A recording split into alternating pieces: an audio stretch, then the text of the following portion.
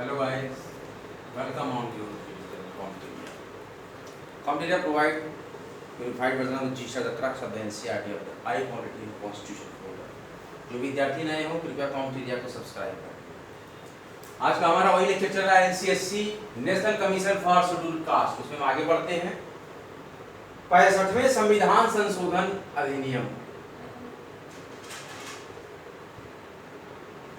65वें संविधान संशोधन अधिनियम 1990 द्वारा अनुसूचित जातियों एवं जनजातियों के लिए एक विशेष अधिकारी के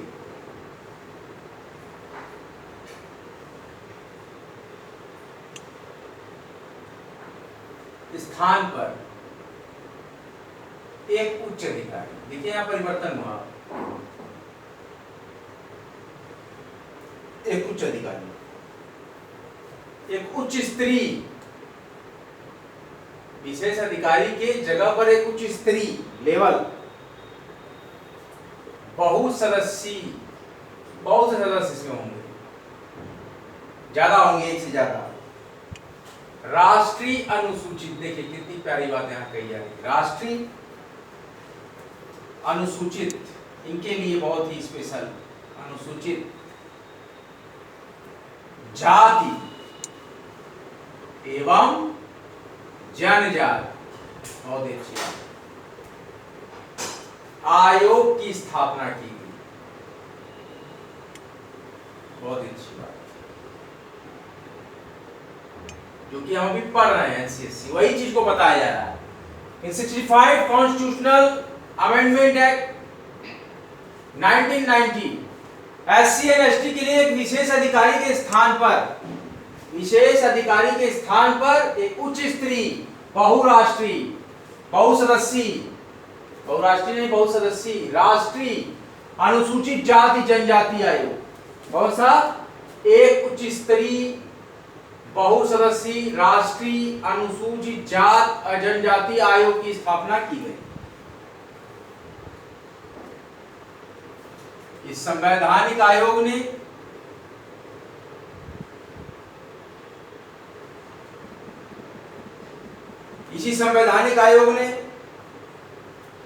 एससी एवं एसटी, शेड्यूल कास्ट एवं शेड्यूल ट्राइब्स कमिश्नर के साथ ही, एससी एवं एसटी कमिश्नर के साथ ही 1987 में, इन विच ईयर 1987 में सरकार द्वारा स्थापित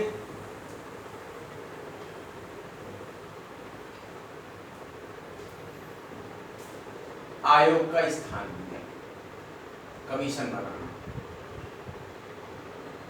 क्या हुआ?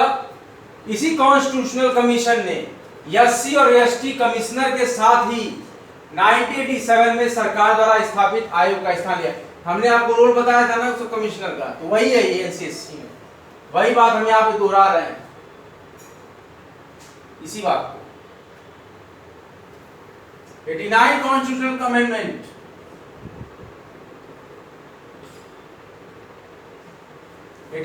Constitutional amendment act 2003, 89 constitutional amendment act 2003 पुनः फिर से दो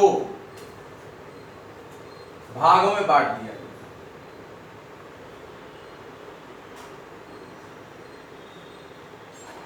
पुनः दो भागों में बांट दिया गया, पृथक पृथक दो आयोग,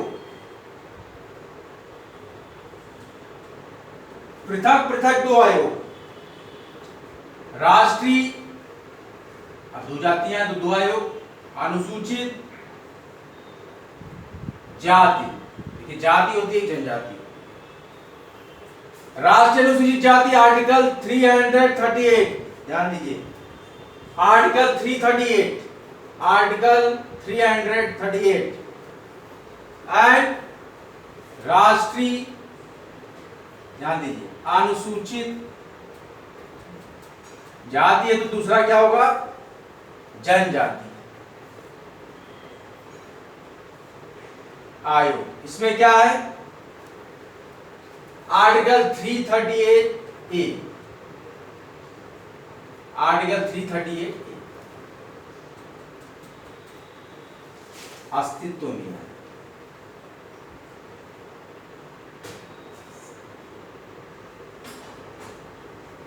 देखिए क्या कहा जा रहा है, इन 89 कॉन्स्टिट्यूशनल अमेंडमेंट एक्ट, इन 89 कॉन्स्टिट्यूशनल अमेंडमेंट एक्ट 2023, इसको दो भागों में फिर से इसको डिस्ट्रीब्यूट किया गया, अलग कर दिया गया। दो आयोग, राष्ट्रीय अनुसूचित जाति आयोग, कौन कौन से राष्ट्रीय अनुसूचित जाति आयोग, आर्टिकल 338, राष्ट्रीय अनुसूचित जनजाति आयोग, आर्टिकल 338A, ये अस्तित्व में आ गए।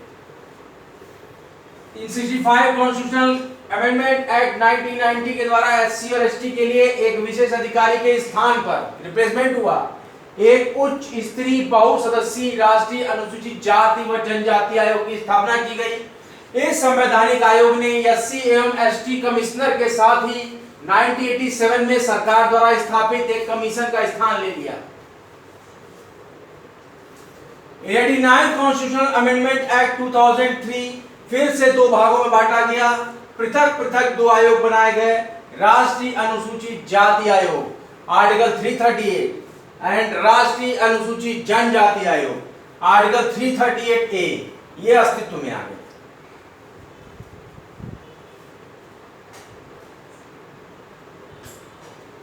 ये सारा नियम 2004 से प्रभावी हुआ।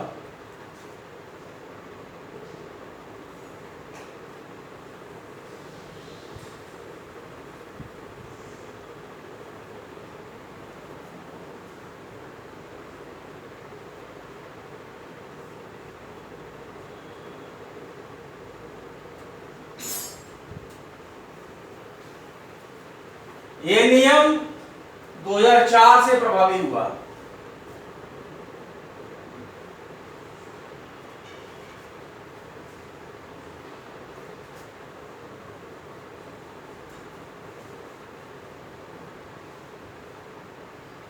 नियम 2004 से प्रभावी हुआ।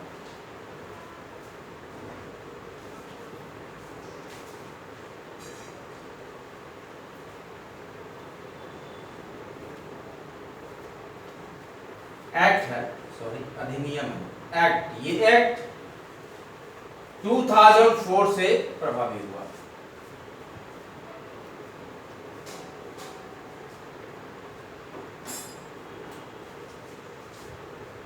क्या कहा जाए, आप लोग अपनी रिवीजन बुक निकालिए, मैं शॉर्ट रिवीजन आपको दे रहा हूँ।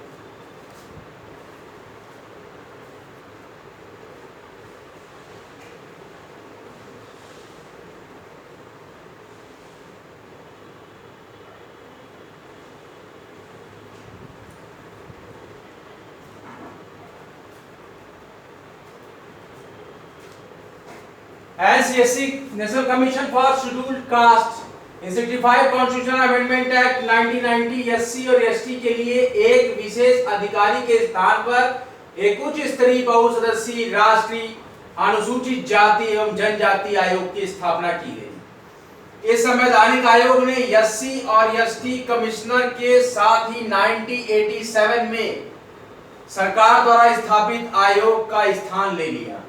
In 89 Constitutional Amendment Act 2023, in 89 Constitutional Amendment Act 2003 पुनः दो भागों में बांट दिया गया, पृथक पृथक दो आयोग, अलग अलग दो आयोग, कौन से, राष्ट्रीय अनुसूचित जाति आयोग आर्टिकल 338, राष्ट्रीय अनुसूचित जनजाति आयोग आर्टिकल 338A अस्तित्व में आए और यह अधिनियम 2004 से प्रभावी हुआ, effective from year 2004.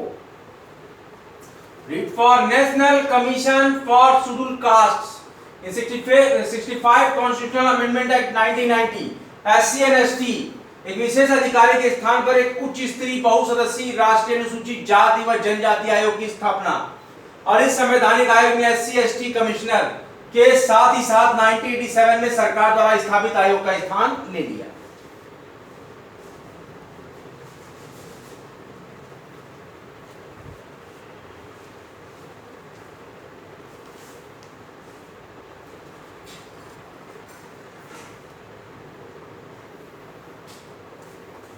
आयोग के बारे में बात कर रहे हैं। ये अपनी वार्षिक report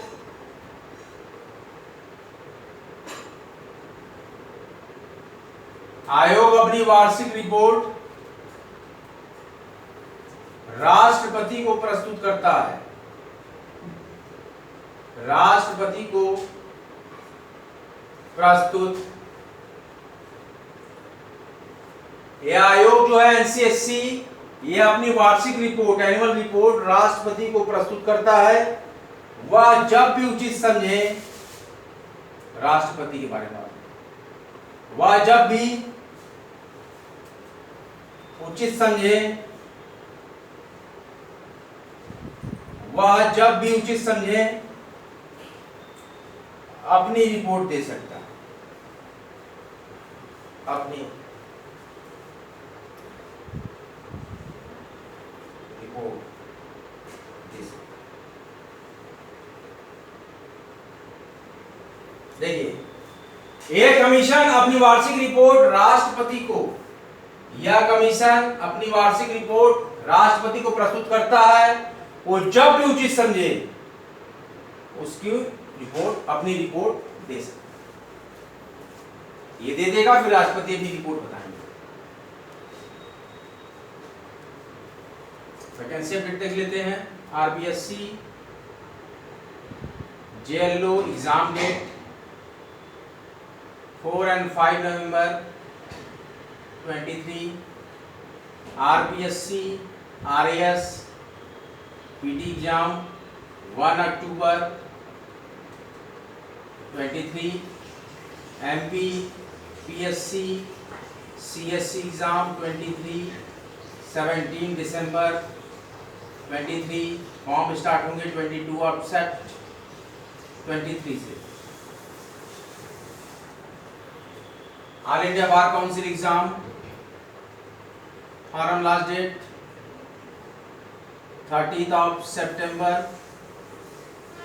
exam date 29th of October 2023। UP triple SC new vacancy junior assistant clerk grade 3rd। Form start हो गए 12 सितंबर 2023 से। 25 रुपए का पेमेंट है। पेट 2022 के नंबर पे जो भी पॉजिटिव नंबर पाए हैं वो भर सकते हैं, जिनका निगेटिव नंबर है वो नहीं भर सकते। मेरिट बनेगी, उसके बाद मेंस एग्जाम होगा।